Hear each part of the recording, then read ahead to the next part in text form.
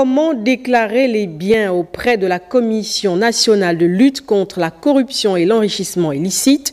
La question a fait l'objet d'une session de sensibilisation auprès des inspecteurs généraux des services et des directeurs généraux des administrations publiques. Vous allez le voir, la loi prévoit jusqu'à l'emprisonnement et la confiscation des biens pour tout réfractaire à cette disposition.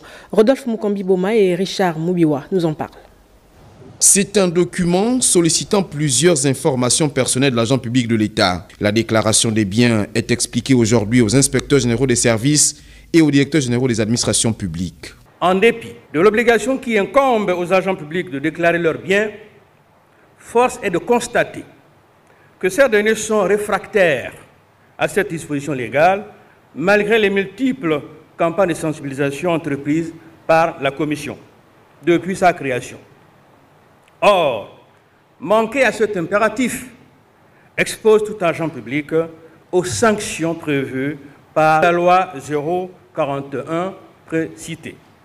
C'est le lieu indiqué de nous approprier la volonté des plus hautes autorités de notre pays. Le document renseigne sur l'ensemble des biens que possède tout agent public lors de sa prise de fonction.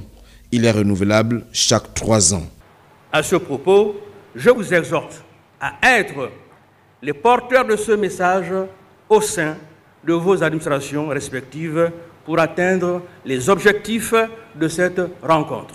Des échanges nourris et surtout des questionnements de la part des agents publics sur le formulaire proposé. On va rentrer immédiatement, sensibiliser les services pour pouvoir rapidement, au plus tard le 18, que tout le monde ait rendu sa déclaration. La déclaration de biens est une obligation légale. Ils ont jusqu'au 20 février 2025 pour s'astreindre à la loi. Tout dépositaire de l'autorité de l'État réfractaire s'expose à une démission de son poste, une condamnation à l'amende allant de 50 000 après la première mise en demeure et 100 000 par mois de retard au terme de la 3e mise en demeure. Les sanctions vont jusqu'à l'emprisonnement et la confiscation des biens dans certains cas.